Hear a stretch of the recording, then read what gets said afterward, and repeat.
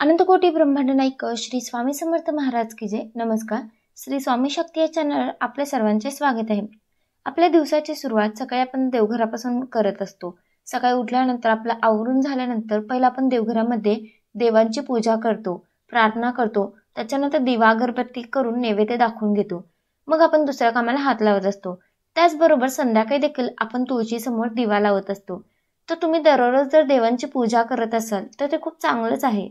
त्याचबरोबर कोणत्या दिवशी देवाला आंघोळ घालायची आहे आणि कोणत्या दिवशी घालायची नाहीये, जर तुम्ही या दिवशी घालत असाल तर तुमच्या या चुकीमुळे देवानं उपवास घडणार आहे। तर ते कोणत्या दिवशी तुम्हाला देवांची पूजा करायची आहे व दुसरी गोष्ट म्हणजे कोणत्या तुमच्या चुकीमुळे देवाला उपवास घडणार आहे। चला तर आपण जाणून घेऊया या व्हिडिओमध्ये। व्हिडिओ पूर्ण बघा म्हणजे तुम्हाला सगळी माहिती कळेल। दररोज आपण देवपूजा करत असतो, देवांना आंघोळ घालत असतो। आंघोळ झाल्यानंतर आपण वेगवेगळ्या देवांना ठरलेले हळदी कुंकू अष्टगंध असं वाहत असतो। तर त्याच्यामुळे अशामुळे देव हे लवकर काळे पडायला सुरुवात होतात। असे काळे पडलेले देव अजिबात चांगले वाटत नाही, म्हणून आपण देवांची वेळोवेळी स्वच्छता करणे हे खूप गरजेचे असते।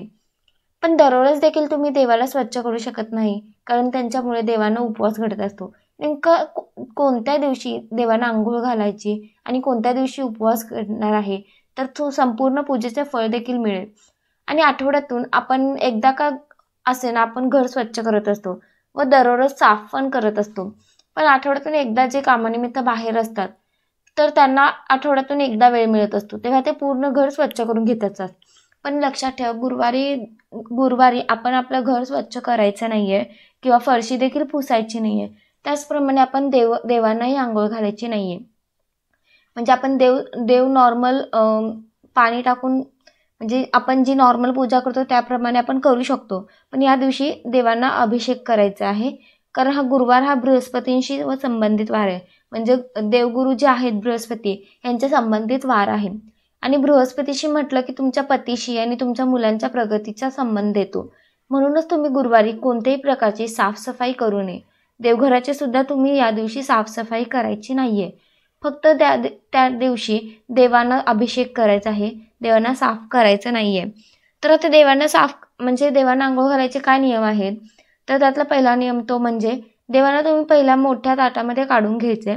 नंतर तुम्हाला साफ करण्यासाठी लागणार आहे ते म्हणजे हळदी, अर्धा लिंबू आणि दही, हे सुद्धा तुम्ही वापरू शकता, किंवा दही, तांदळाचं पीठ हे सुद्धा तुम्ही वापरू शकता। आणि त्याचबरोबर आंबट कोणत्याही पदार्थापासून देवांना स्वच्छ केलं तरी चालेल, म्हणजे चिंचेचा आपण वापर करून केलं तरी चालेल। तर ह्या सगळ्या गोष्टींनी तुम्ही देवांना म्हणजे स्वच्छ करू शकता, त्याच देवांना आंघोळ घालू शकता। तांब्याच्या ताटात आपण सर्व देव काढतो व त्या देवांवर आपण दही टाकत असतो, किंवा जे काही साहित्य आपण वापरतो तर त्याच्यावर आपण ते टाकत असतो। तर असं करायचं नाहीये, कारण ही खूप मोठी चूक आहे। त्याचमुळे देवांना उपवास घडतो। जेव्हा देवाला तुम्ही आंघोळ घालत असताय, म्हणजे स्वच्छ करत असता, तेव्हा ताटामध्ये सर्व देव काढून घ्यायचे व हाताने एक एक देव आपण साफ करायचे। त्याच्यामुळे सगळे देव एकत्र स्वच्छ करायचे नाहीयेत। त्याच्यानंतर आपण पाण्याने त्यांना स्वच्छ करून घ्यायचे। त्याच्यानंतर पुन्हा एकदा चांगल्या पाण्याने स्वच्छ करून घ्यायचे। ज्या दिवशी तुम्ही देवांना स्वच्छ करता त्या दिवशी तुम्हाला देवघरामधील सर्व साहित्य स्वच्छ करून घ्यायचे, म्हणजेच एका दिवशी तुमची पूर्ण साफसफाई होणार आहे।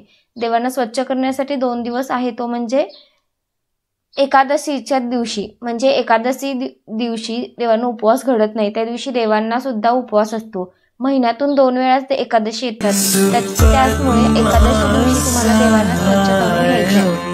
स्वच्छ केल्यानंतर देवांना ते नैवेद्य दाखवायचं आहे, त्याच्यानंतर तुम्ही फूल वगैरे अर्पण करायचं आहे। तर आजच्यासाठी फक्त इतकंच। झालेली सेवा महाराजांची चरणी मी रुजू करते आणि आजचा व्हिडिओ मी इथंच थांबवते। व्हिडिओ कसा वाटला ते मला कमेंट करून नक्की सांगा।